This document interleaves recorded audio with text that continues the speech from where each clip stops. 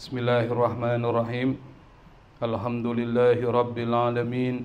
Allahumma salli wa sallim ala Sayyidina Muhammadin al-Fatihi lima ughliq wal khatimi lima sabaq nasiril haqqi bil haqq wal hadi ila siratikal mustaqim wa ala alihi wa ashabihi haqqa qadrihi wa miqdarihi al-azim.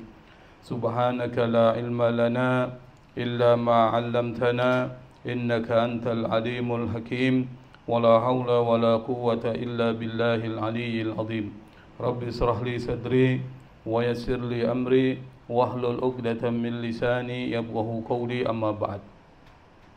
Pada pertemuan sebelumnya kita sudah membahas tentang pembahasan memilih tempat untuk penguburan, yang dalam pembahasan sebelumnya itu ditekankan kuburan, tempat di mana kita akan dikuburkan, seharusnya memilih kepada tempat-tempat yang direkomendasikan. Nah, salah satu yang direkomendasikan oleh Rasulullah sallallahu alaihi wasallam adalah meninggal di tempat atau di tanah suci. Salah satunya adalah Madinah. Nabi pernah mengatakan, man istata'a ayyamuta bil madinati falyamut biha. Barang siapa yang dapat meninggal di kota Madinah, maka hendaklah dia meninggal di sana. Para ulama mengatakan bahwa yustahabbu talabul mauti fi baladin syarif. Disunahkan meminta kematian itu di tanah yang dimuliakan oleh Allah Subhanahu wa taala. Tetapi perintah agar meninggal di Madinah itu bukan dengan usaha sendiri, tetapi kembali kepada takdir Allah Subhanahu wa taala. Tapi kalau seandainya ia tetap bertahan tinggal di Madinah dan berusaha tidak meninggalkannya sementara dia sakit di kota Madinah, maka itu lebih utama. Kenapa? Karena orang yang meninggal di Madinah, Nabi mengatakan, fa inni asfa'u liman mata biha. Saya akan memberikan syafaat bagi orang yang meninggal di kota Madinah, dan ini disebutkan dalam hadis Rasulullah sallallahu alaihi wasallam yang diriwayatkan oleh Imam At-Tirmidzi. Maka berbahagialah orang-orang yang pada saat ketika melaksanakan ibadah haji, lalu kemudian Allah takdirkan dia meninggal di tanah suci tersebut. Nah, pada pembahasan hari ini kita akan melanjutkan bahasan kita. Qala al-musannif rahimahullahu ta'ala, wa ahida Sa'ad ibnu Abi Waqqas wa Sa'id ibnu Zaid ila ashabihima idha huma mata ayyuhmala minal aqiqi ilal baqi'i maqbaratil madinati fayudfana biha. Wa ahida itu artinya membuat perjanjian. Ahad itu artinya perjanjian. Wa aufu bil ahdi, maka penuhilah, kata Allah, perjanjian. Siapa yang melakukan perjanjian? Sa'ad bin Abi Waqqas. Nah, Sa'ad bin Abi Waqqas ini adalah seorang sahabat Nabi yang beliau lahir di kota Madinah, dan beliau termasuk orang yang ketujuh masuk ke dalam agama Islam, dan beliau termasuk orang yang disebutkan sebagai mubasysyar bil jannah. Jadi 10 orang yang dijamin masuk surga. Nah, salah satunya adalah Sa'ad bin Abi Waqqas. Nah, Sa'ad bin Abi Waqqas ini, beliau adalah orang yang doanya itu dikabulkan oleh Allah Subhanahu wa ta'ala. Kalau dia berdoa, maka doanya dikabulkan oleh Allah Subhanahu wa ta'ala. Pernah satu ketika ada orang yang menghina, memaki-maki Ali bin Abi Thalib, memaki-maki Talha bin Zubair dan Zubair bin Awam, yang mereka ini adalah sahabat Rasulullah, dimaki-maki. maka menghina para sahabat itu hukumnya dosa besar. Kenapa? Karena sahabat Nabi itu adalah disebutkan oleh Rasulullah sebagai an-nujum, seperti bintang-bintang. Perjuangan mereka membela Nabi itu sangat besar kalau dibandingkan dengan kita. Iman kita nggak sebanding dengan imannya para sahabat, meskipun satu tetes saja kita belum tentu sama dengan dia. Satu tetes imannya sahabat Nabi dibandingkan dengan seluruh iman kita itu nggak sebanding. Anda bisa melihat bagaimana Rasulullah SAW dibela oleh para sahabat-sahabatnya, meskipun nyawa taruhannya, harta yang perlu dikorbankan, mereka siap melaksanakan itu. Nah, saat dia ingatkan tuh orang yang mencaci maki Ali bin Abi Thalib, mencaci maki Talha dan Zubair, diingetin, tetapi orang itu tetap ngeyel, terus-menerus memaki para sahabat-sahabat yang mulia ini. Sampai saat berkata, kalau seandainya engkau tidak berhenti, saya akan doa sama Allah. Karena saat yakin doanya dikabulkan oleh Allah Subhanahu wa ta'ala. Tapinya orang itu tetap ngeyel. Dia bilang, memangnya siapa kau? Nabi. Nah, ada orang-orang modelnya begitu, Pak. Dinasihatin, bukannya introspeksi diri, tapi malah dibalikin tuh. Dan itu banyak tuh tipe-tipe orang yang modelnya seperti itu. Kalau ada orang dinasihati, lalu kemudian dia ngeyel, malah kita yang dibodoh-bodohi, itu musibah besar buat dia. Artinya apa? Orang itu ditutup hatinya. Kalau orang sudah ditutup hatinya, susah. Di dalam hatinya ada penyakit yang disebut dengan takabur, sombong. Sama dengan takaburnya Fir'aun, sudah diingatin oleh Nabi Musa, dengan bukti-bukti yang jelas loh. 9 bukti diperlihatkan kepada Fir'aun bahwa ini Nabi loh. Tapi Fir'aun karena kesombongannya tetap dia tidak menerima. Dan di dalam masyarakat kita masih banyak tuh orang-orang yang modelnya seperti Fir'aun tuh. Udah dinasihatin, udah dikasih bukti, fakta, data, tapi dia tetap tidak mau menerima kebenaran. Nah, orang itu seperti ini. Akhirnya sahabat Nabi yang bernama Sa'ad bin Abi Waqqas lalu kemudian mendoakan kepada orang tersebut. Nah, tak lama setelah itu tiba-tiba muncul unta yang sangat liar dan tidak dapat dibendung, masuk ke dalam lingkungan orang banyak, terlihat seperti nyari orang tuh unta. Yang dicari siapa? Yang dicari adalah orang yang memaki-maki Ali bin Abi Thalib, memaki-maki Talha dan Zubair bin Awam. Talha bin Zubair ya. Dan Zubair bin Awam. Akhirnya orang itu kemudian diinjak-injak oleh unta itu sampai orang itu meninggal dunia. Jangan macam-macam tuh dengan Sa'ad bin Abi Waqqas. Karena doanya dikabulkan oleh Allah Subhanahu wa ta'ala. Nah, Sa'ad bin Abi Waqqas ini membuat perjanjian bersama juga dengan sahabat lain yang bernama Sa'id bin Zaid. Nah, Sa'id bin Zaid juga orang luar biasa ini, sama dengan Sa'ad bin Abi Waqqas. Kalau dia berdoa, doanya itu tidak ditolak Allah, dua-duanya ini sama. Nah, satu ketika, ini saya cerita aja nih, penting kita mengetahui tentang sahabat Nabi nih. Dia dituduh ngambil tanah oleh seorang perempuan namanya Urwi bin Uwais pada masa dinasti Umayyah. Jadi setelah sahabat itu masuk dinasti namanya Umayyah, nanti setelah itu baru Abbasiyah. Nah, pada masa dinasti Umayyah, pada awal-awal, ada seorang perempuan ini, namanya Urwi bin Uwais. Dia menuduh, siapa yang dituduh? Sa'id bin Zaid, mengambil tanah milik perempuan tersebut. Padahal Sa'id bin Zaid nggak pernah mengambil itu. Lalu kemudian tuduhan itu terus-menerus diajukan, sampai membuat Sa'id bin Zaid nggak sabar dan merasa terganggu dengan tuduhan itu, sampai dia berkata, banyak orang, kata Sa'id bin Zaid, yang nuduh saya menzalimi atau menzalimi Urwah binti Uwais.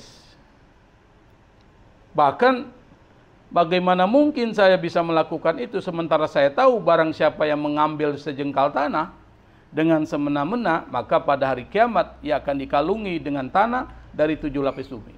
Jadi kalau kita punya tanah orang kita ambil aja 1 meter, Pak. Hati-hati tuh. Makanya hidup di dunia ini jangan macam-macam lah. Ngambil tanah orang, jangankan 1 meter, 1 jengkal saja kita ukur. Itu nanti di akhirat kata Nabi, dia akan dikalungi dengan tanah dari 7 lapis bumi. 7 lapis bumi tuh dikalungi ke dia. Kenapa? Karena dia mendalimi orang lain. Kata Sa'id bin Zaid, bagaimana mungkin saya ngambil tanah Anda? Karena saya tahu tuh hadis Rasulullah SAW. Lalu kemudian dia bilang, ya Allah, kalau perempuan itu menduduku, aku telah menzaliminya, maka jika dia berbohong terhadap tuduhan tersebut, butakanlah matanya. Karena dia udah nggak tahan, minta sama Allah aja, diserahin sama Allah. Ceburkan dia ke sumur yang ia sengketakan kepadaku, yang saya dituduh ngambil sumur itu. Tidak lama setelah dia berdoa, tiba-tiba mata Urwi bin Uwaid langsung buta, Pak. Karena dia buta, jalannya ngeraba-raba. Jalanlah dia raba-raba sampai ke dekat sumur. Pleset dia masuk ke dalam sumur, mati dia di dalam sumur. Doanya para sahabat Nabi luar biasa. Termasuk para ulama-ulama yang bersih. Kalau dia berdoa, hati-hati tuh. Kalau dia udah nggak sanggup, sudah. Karena dia dicaci maki, dituduh dan sebagainya, dia doa sama Allah. Kalau dia adalah ulama akhirat, maka itu doanya pasti akan dikabulkan oleh Allah Subhanahu wa ta'ala. Sa'ad bin Abi Waqqas serta Sa'id bin Zaid itu membuat perjanjian dengan ila ashabihima, dengan para teman-temannya. Apa perjanjiannya? Idza huma mata, apabila kedua orang ini meninggal, maka pesannya dan janjinya adalah ayyuhmala, kedua orang sahabat ini dibawa minal akiki, dari kota Akik. Akik itu kota Mekah ya, Akik. Kemana? Ilal Baqi, sampai ke Baqi, pekuburan Baqi. Di mana pekuburan Baqi itu? Maqbaratil Madinah, di tempat penguburan di kota Madinah. Lalu diapakan? Fayudfana biha, lalu kedua orang itu dikuburkan di kota Madinah, di perkuburan Baqi. Jadi buat perjanjian. Berarti Baqi ini adalah tempat penguburan yang mulia. Sampai kedua sahabat Nabi yang salah satunya sudah mubasysyar bil jannah, sudah dijamin masuk surga, sampai meminta dia dikuburkan di tanah pekuburan kota suci Madinah yang ada di Madinah, yaitu pekuburan Baqi. Qala al-Imam Al-Qurtubi, kata Imam Al-Qurtubi yang beliau ini menulis kitab yang diikhtisar oleh Syekh Wahab Abdul Wahab Sya'rani. Kitab ini kan ikhtisar nih, ringkasan dari kitab Tazkirah yang ditulis Imam Al-Qurtubi. Imam Al-Qurtubi mengatakan, wa dzalika wallahu a'lam, dan itu alasannya kenapa? Lifadlin, karena keutamaan, alimuhu hunaka, yang mereka tahu di Madinah. Karena mereka tahu keutamaan kota Madinah, sampai mereka berpesan dan membuat perjanjian dengan teman-temannya, kalau mereka berdua meninggal, maka keduanya minta dikuburkan di pekuburan Baqi yang ada di Madinah. Walau lam yakun, kalau ternyata tidak bisa dikuburkan di perkuburan Baqi, apa dia bilang? Illa mujawaratur rasuli sallallahu alaihi wasallam wasulahai wasyuhada'i wa ghairihim lakafa. Maka dikuburkan dekat makam Rasulullah. Rasulullah kan dikuburkan bukan di Baqi kan? Di mana? Di dalam masjid Madinah, yaitu di dekat Raudhah, bukan di Baqi. Kalau memang itu tidak terjadi, maka dekat Rasulullah atau dekat orang-orang soleh, sulaha, itu jamak dari soleh. Jamak dari soleh, sulaha. Atau solihun. Itu jamak. Wasyuhada, dan orang-orang yang mati syahid, wa ghairum, dan yang lainnya yang termasuk orang soleh, lakafa, cukuplah. Berarti di sini kalau kita dikuburkan, lebih bagus kalau dikuburin dekat para ulama. Orang-orang soleh. Kenapa? Karena akan terkena barokahnya. Jangan dikuburi orang yang tukang maksiat. Kan ada cerita itu. Orang yang dikuburkan di samping orang yang berbuat jahat itu hadir dalam mimpi keluarganya selama beberapa hari. Dalam mimpi keluarganya dia minta supaya dipindahkan tuh kuburnya. Ini terjadi. Sampai keluarganya pasti ada pesan ini karena berkali-kali muncul. Akhirnya digali dia. Digali kuburan itu dipindahin. Baru kemudian muncul berterima kasih. Dia cerita, dia tidak nyaman berada di kuburan dekat kuburan si A. Kenapa? Karena dengar suara-suara disiksa. Jadi dia nggak nyaman tuh. Sama kita kalau tinggal di tempat di sana, kafe itu, berisik tuh. Sampai kita nggak bisa tidur, terganggu tuh. Terutama yang tinggal di sampingnya itu, pasti terganggu itu. Pasti loh. Atau orang-orang yang tinggal di tempat yang tempat itu adalah pasar. Sampai pagi, sampai malam masih terus berputar. Itu terganggu. Sama seperti itu. Nah, karena itu maka kalau meninggal, lihat kalau bisa kuburan keluarga. Orang-orang baik. Jangan kuburan-kuburan yang bercampur dengan kuburan orang-orang Kristen. Non-Muslim, jangan. Itu orang kafir. Dalam bahasa kita kafir. Kalau orang kafir disiksa nggak dalam kuburnya? Siksa. Makanya kalau ada kuburan Muslim dengan kuburan non-Muslim gabung, itu bahaya itu. Makanya dibagi oleh dua. Kuburan Muslim, kuburan non-Muslim. Jangan kuburan Muslim di sini, kuburan non-Muslim di sini. Ada juga batasnya, kena juga itu. Kedengaran juga. Harusnya berpisah jauh. Di mana itu saya lihat ada kuburan dibagi kuburan Muslim, non-Muslim, tapi masih tanah satu kuburan. Di mana? Hah? San Diego Hills. San Diego Kristen semua. Ada juga Islam? Oh ada juga ya? Tapi itu orang kaya, Ri. Ente nggak sanggup. Ente di samping masjid aja tuh Darussalam. Iya. Makanya banyak orang dikuburi depan masjid. Barokahnya dapet tuh. Banyak kan? Depan masjid. Al-Ikhlas tuh belakangnya masjid. Belakangnya kuburan-kuburan tuh. Nah, kita teruskan. Waruya diriwayatkan, diceritakan. Ruya itu artinya diriwayatkan atau diceritakan. Anna Ka'ab al-Ahbar, seorang yang bernama Ka'ab al-Ahbar, lama wufida alaihi rajulun min ahli Misra, ketika dia diutus kepadanya seseorang min ahli Misra, dari penduduk Mesir. Qala lahur rajulu, orang itu berkata kepada Ka'ab bin Ahbar, hal laka min hajatin, apakah engkau ada kebutuhan? Maksudnya kebutuhan apa yang kira-kira bisa saya bawa untuk engkau dari Mesir. Biasanya bahasa kita, ada yang dipesan gak nih? Gitu bahasanya. Halaka min haja. Ada yang dipesan gak? Qala, kata Ka'ab bin Ahbar, na'am, ya. Apa pesanannya? Turabun min turabi safhil mu'attam atau muqattam. Saya pesan turab, tanah. Tanah apa? Tanah dari tanah yang berada di kaki gunung Muqattam. Muqattam ini artinya dia satu gunung yang ada di Mesir. Dan ini diambil dari nama orang, Muqattam. Nah, ada satu gunung namanya Muqattam. Diambil dari nama keturunan Nabi Nuh yang bernama Al-Muqattam bin Masar. Menurut satu riwayat, Al-Muqattam ini adalah seorang ahli ibadah.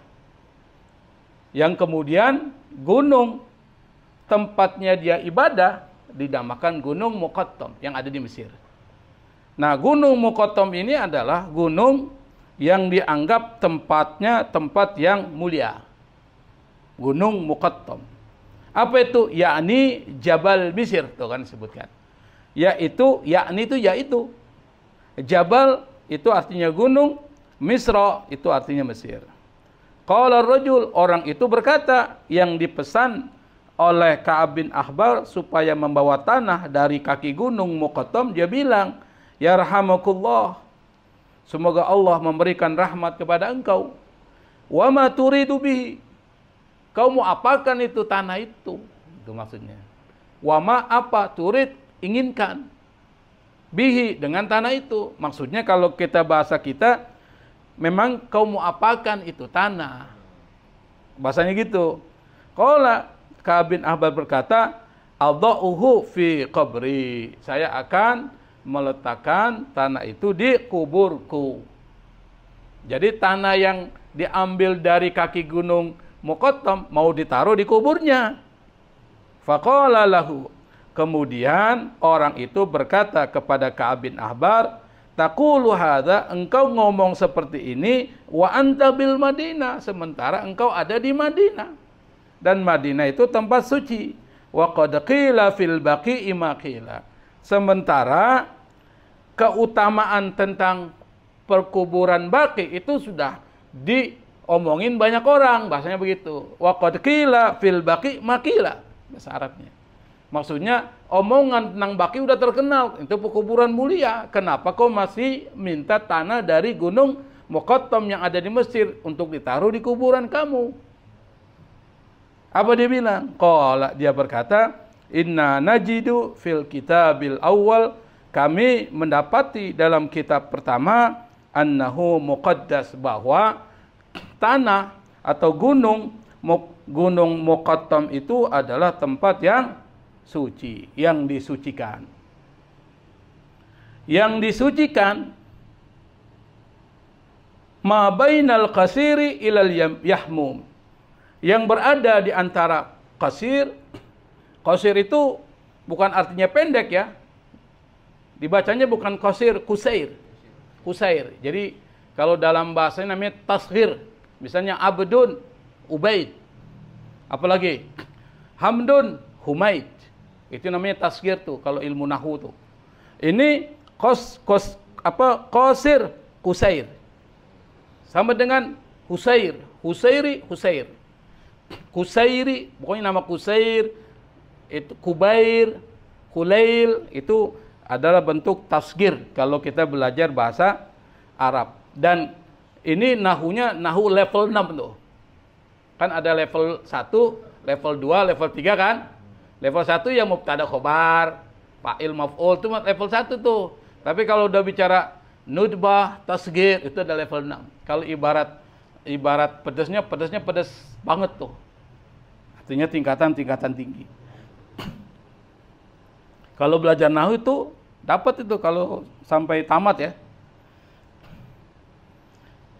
Apa dia bilang? Bahwa gunung Muqattam itu suci antara Qusair. Qusair itu adalah satu kota yang berada di wilayah Mesir bagian timur. Mesir bagian timur. Ilal Yahmum, sampai gunung yang ada di Kairo tuh. Jadi antara Mesir bagian timur sampai gunung yang ada di Kairo itu dianggap muqaddas. Muqaddas itu artinya disucikan. Qalal ulama, berkata para ulama, yang dimaksud antara Qusair dan Yahmum itu panjangnya. Tulan panjangnya. Berarti ada lebarnya dong. Nah, lebarnya wa amma ardan, sementara lebarnya tuh ardan tuh lebar, tul panjang. Wa amma ardan, sementara lebarnya tuh yang dianggap suci dari mana? Faminal jabali ila nahrin nail, dari gunung Muqattam sampai nahar itu sungai. An-Nil, sungai Nil. Itu dianggap suci. Fadakhala fi safi kullu ma qabalahu bin Misra. Maka dia masuk kategori di bawah kaki gunung. Safi itu di kaki gunung. Ini kan gunung nih, kan ada kakinya tuh. Nah, itu yang dianggap suci. Maka tanahnya dianggap suci tuh. Makanya Ka'ab bin Ahbar minta tuh tanah itu. Wallahu a'lam. Allah yang maha tahu. Nanti dikomentari para ulama ini berikutnya. Qala ulamauna, berkata para ulama kita. Apa perkataannya? Wa innama talabal anbiya'u was-salihuna ad-dafna fil biqa'il mubarakati ziyadatan fit taqdisil hasili min a'malihim salihah. Berkata para ulama kita, wa innama hanya saja, talaba menuntut, meminta, bermohon. Siapa yang meminta? Al-anbiya'u was-salihun, para nabi dan orang soleh, ad-dafna dikuburin. Di mana? Fil biqa'il mubarakah, di tempat-tempat penguburan yang diberkahi, ziyadatan sebagai bentuk penambahan fit taqdis, untuk menyucikan al-hasil min a'malihim as-salihah, yang muncul dari amal mereka yang soleh. Kalau dia dikuburin di tempat Madinah, maka dia menjadi suci, bersih. Maksudnya begitu. Atau dia dapat tanah dari Jabal Mu'attam, kata Ka'ab bin Ahbar, itu untuk takdis, menyucikan. Amalnya udah bersih. Tapi kemudian dibantah ini. Wa illa fal usatu la tuqaddisuhum al-ardul muqaddasah. Tetapi orang-orang yang maksiat, al-usat jamak dari asi. Asi itu orang yang maksiat. Aso, durhaka. Orangnya asi, jamaknya usad. Itu bahasa Arab. Orang-orang yang maksiat itu la tuqaddisuhum, tidak akan disucikan al-ardul muqaddasah, oleh tanah-tanah yang suci. Artinya apa? Kalau dia orang bukan orang bersih, orang-orang jahat, tetap saja tanah itu tidak menyucikan dosa-dosa dia. Wa qad arsala Abu Darda yaqulu, Abu Darda itu mengutus atau mengirim surat, dan dia berkata dalam surat itu kepada Li Salman Al-Farisi, seorang sahabat Nabi yang bernama Salman Al-Farisi. Abu Darda juga sahabat Nabi. Fi muqatabatihi, dalam korespondensinya. Muqatabah, korespondensi apa sih? Saling surat menyurat, itu korespondensi. Apa kata dia? Halumma ya akhi ilal ardil muqaddasati. Ayo saudaraku, kita ke tanah yang disucikan. Fala'allaka an tudfana biha, semoga engkau akan dikuburkan di tanah itu. Maksudnya diajak Salman Al-Farisi. Fa'arsala Salman Al-Farisi, Salman pun menjawab suratnya. Arsala, arsala itu mengutus, tapi yang dimaksud ini mengirimkan risalah, surat. Siapa yang mengirimkan surat balasan? Salman Al-Farisi. Dalam surat itu dia berkata, yaqulu lahu i'lam ya akhi, ketahuilah wahai saudaraku, annal ardal muqaddasata la tuqaddisu ahadan. Tanah yang suci itu tidak menyucikan seseorang. Artinya apa? Meskipun kau dikuburkan di tanah suci, tapi amalanmu itu enggak bagus, tetap enggak bersih. Lalu dia bilang, wa innama yuqaddisu kulla insanin amaluhu, bahwa yang menyucikan setiap orang itu adalah amalnya.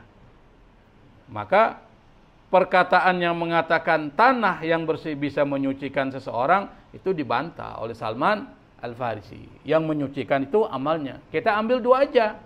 Tanah suci juga membantu, amal juga membantu. Jadi dua kita ambil.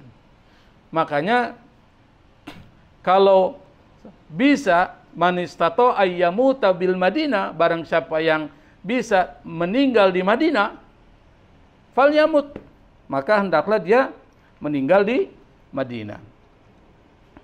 Jadi terkait dengan persoalan yang kita gabungin tuh, dalam Islam itu kalau bisa digabungkan, kita gabungkan gitu.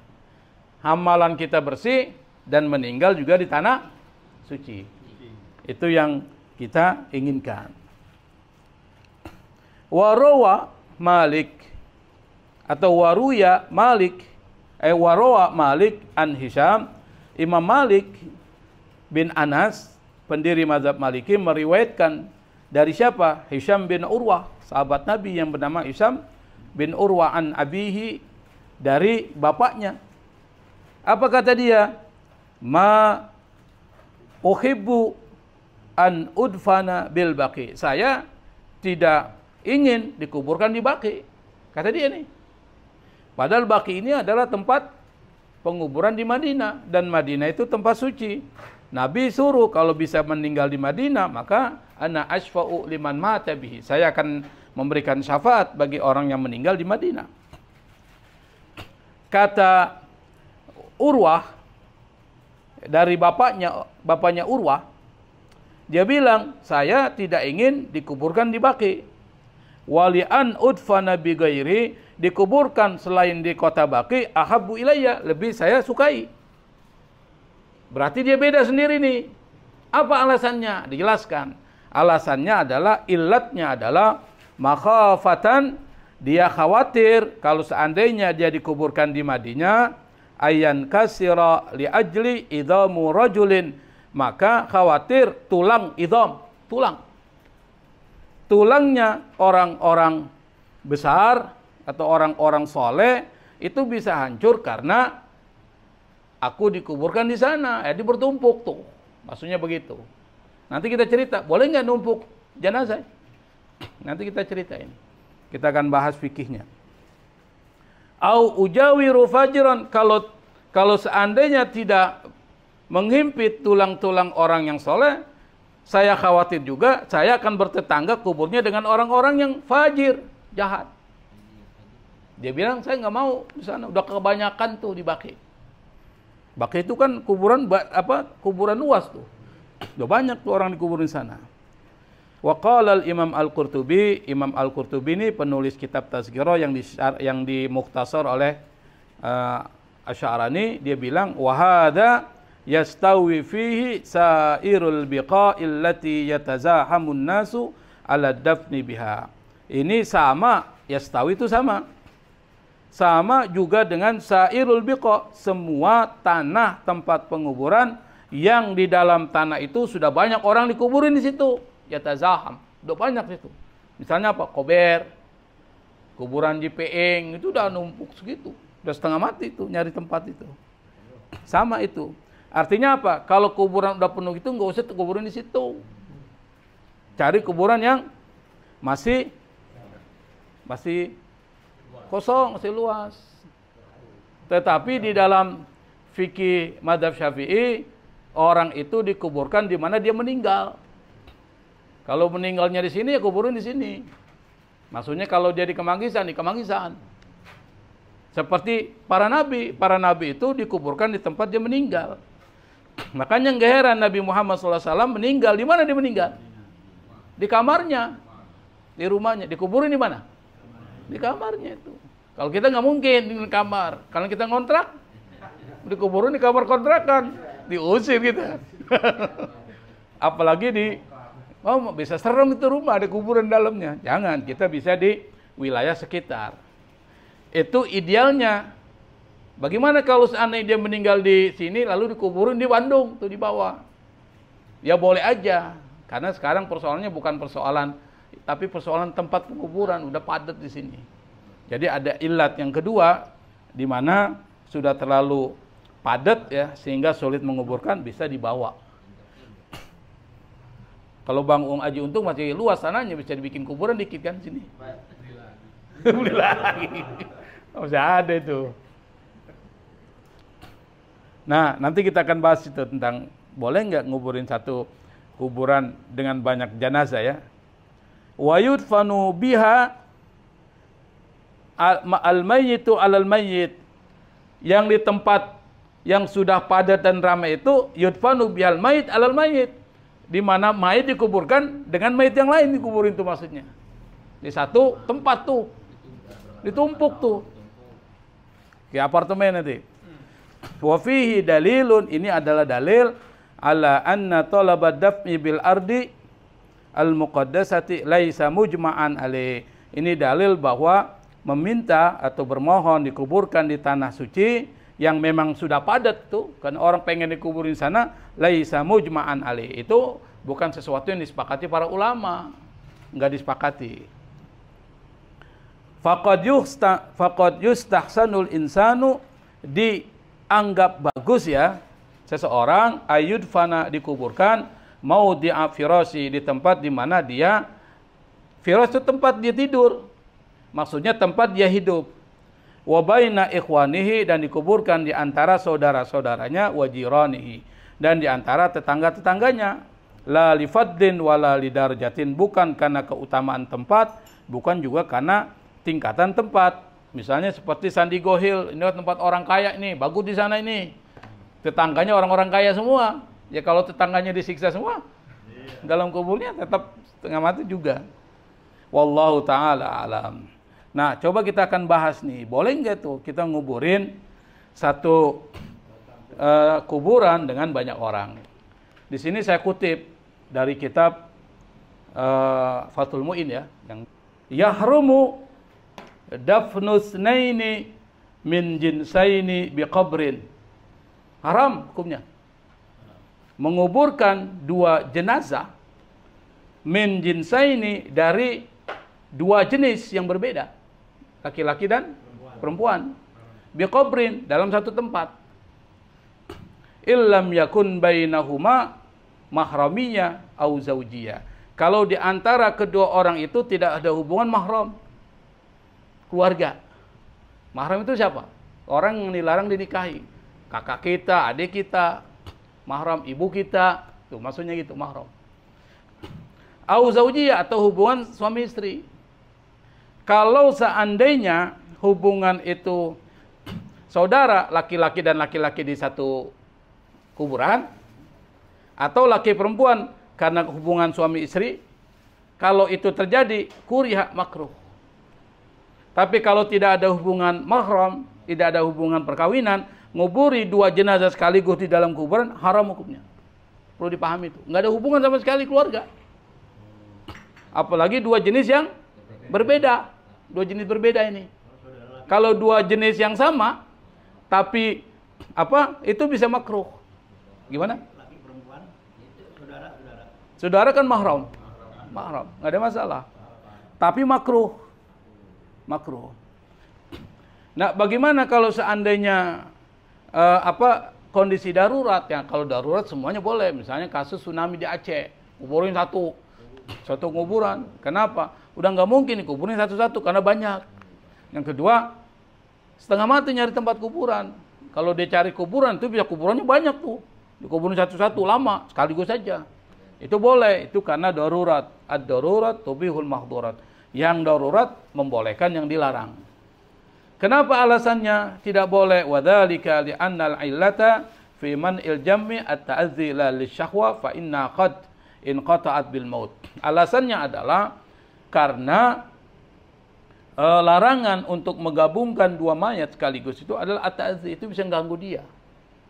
La syahwa, bukan karena persoalan syahwat. Misalnya laki-laki dan perempuan, dia punya syahwat, bukan. Orang meninggal udah nggak ada syahwatnya lagi. Tetapi dengan menggabungkan keduanya di situ, itu bisa mengganggu. Kok bisa terganggu? Ya karena terkait dengan kubur, rohnya kan dikubur di sama satu tangan. Yang kedua, kadangkala kalau kita nguburin orang, itu kan posisinya sama itu. Tangan di sini kan sama itu. Tapi pada saat udah lama, itu bersatu tuh tulangnya. Berarti ada siksa kubur di sana. Kenapa? Diimpit oleh kubur sehingga tulang-tulang menyatu berhimpitan. Makanya kalau kita gali kuburan, loh ini kok tulangnya harusnya kan begini kan? Seperti kerangka itu. Kok tiba-tiba bersatu tuh? Di tangan, kaki sama tuh semuanya di tempat. Sama. Jadi satu. Itu siksa kubur tuh. Yang menghimpit orang itu kemudian menjadi satu. Oleh karena itu maka di dalam Islam diajarkan supaya nggak kena siksa kubur. Kalau kencing jangan sembarangan tuh, ya kan? Jangan sembarangan, harus bersih. Yang kedua, jangan suka ngadu domba orang tuh, yamsi bin namimah, mengganggu ngomongin orang A, digandri adu domba itu, sama dengan buzzer. Buzzer kan termasuk orang yang nyebarin fitnah, mengadu domba. Itu memang di dunia dapat duit dia, karena memang petugasnya nyari duit melalui cara yang haram itu. Tapi nanti di kuburnya dia akan disiksa oleh Allah Subhanahu wa Ta'ala. Nah, nanti sewaktu-waktu kita akan bahas tuh di dalam bab fikih, karena kita kan bahas tentang as-sholatu alal mayyit, tapi belum sampai kuburan, baru awal mandiin aja belum. Nanti kita ajarkan teorinya, cara memandikan. Kalau mau prakteknya, abangnya Ruri tuh nanti lihat cara dia. Hah? Artinya kalau mau prakteknya, saya belum pernah mandiin orang ya. Kita nanti bicara teorinya. Nanti mau lihat prakteknya, cari orang meninggal, Ustaz Junaidin yang bersihin, baru ketahuan tuh prakteknya. Nanti kita bisa ukur, salah nggak tuh dengan teori kita. Gitu maksudnya. Artinya keliru nggak, sama nggak? Kan bisa dilihat kan? Kadangkala ada orang yang biasa mandiin, tapi dia nggak ada ilmunya kan, udah biasa. Misalnya mandi rumah sakit. Kan ada orang main mandi-mandiin aja tuh. Tapi kalau nggak ada ilmunya, bisa salah itu. Bagaimana caranya dan sebagainya. Jangan sampai menyakiti jenazah. Meskipun jenazah nggak merasa sakit, tetapi adab kita terhadap jenazah harus tetap dibangun. Nah, insya Allah nanti kita akan bahas mungkin setelah Lebaran terkait juga dengan penguburan.